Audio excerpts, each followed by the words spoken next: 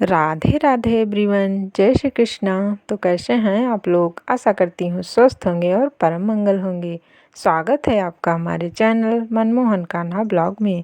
तो आज हम आपके लिए लाए हैं विघ्नहर्ता श्री गणेश की बहुत ही सुंदर कहानी, जिसे सुनने मात्र से हमारी सभी मनोकामनाएं पूर्ण होती हैं और विघ्नहर्ता भगवान गणेश की कृपा दृष्टि प्राप्त होती है। तो आइए इस कथा को सुनते हैं। एक दिन की बात है जब गणेश जी ने सोचा कि मैं धरती पर जाऊं और अपने भक्तों की परीक्षा लूं कि कौन सा मेरा भक्त सच्चा है और कौन झूठा है। यही सोचकर गणेश जी एक बच्चे का रूप लेकर धरती पर आ गए और अपने हाथों में थोड़ा सा दूध और चावल लेकर पूरे गांव में घूमने लगे और सबसे कहने लगे, कोई मेरे लिए खीर बना दो, कोई मेरे लिए खीर बना दो। लेकिन किसी ने उनकी बात नहीं सुनी और सब लोग हंसने लगे कि भला इतने से दूध और चावल से भला खीर कैसे बनेगी। पर एक बूढ़ी औरत ने जब यह बात सुनी तो उन्होंने कहा, चल बेटा, मैं तेरे लिए खीर बना दूं। उस बूढ़ी औरत ने एक छोटे से बर्तन में खीर बनाना शुरू कर दिया, लेकिन खीर बाहर गिरने लगी। तब उस बूढ़ी औरत ने उसे दूसरे बर्तन में रखकर चूल्हे पर चढ़ाया, पर थोड़ी ही देर में वह बर्तन भी भर गया और खीर बाहर गिरने लगी। इसी तरह से उस बूढ़ी औरत के घर में जितने भी बर्तन थे वह सब खीर से भर गए।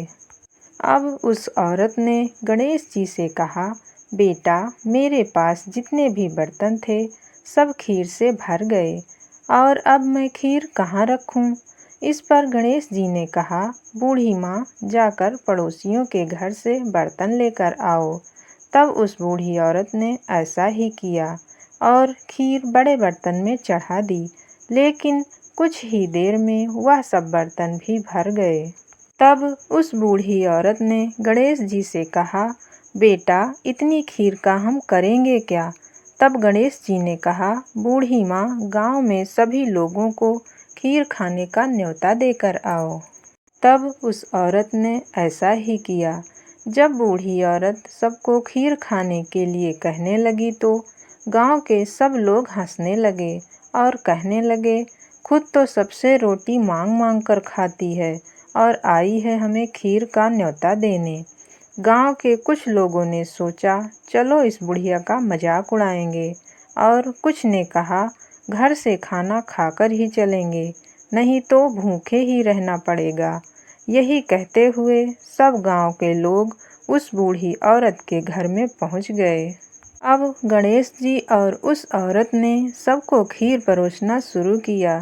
सब लोगों ने खूब खीर खाई और जो लोग खाना खाकर आए थे वह लोग बहुत पछताए।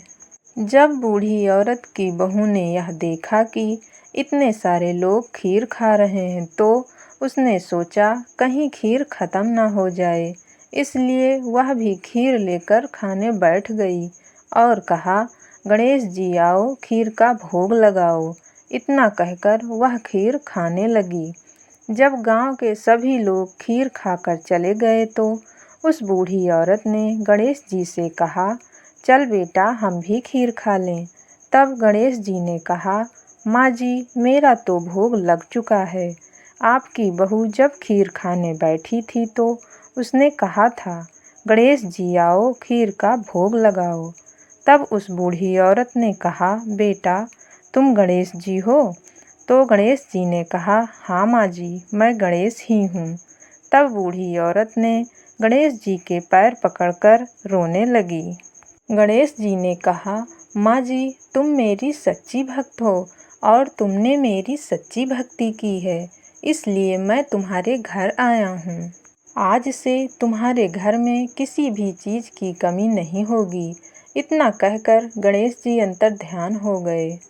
तब से उस बूढ़ी औरत के घर में किसी भी चीज़ की कमी नहीं हुई और वह बहुत ही खुशी के साथ अपना जीवन व्यतीत करने लगी।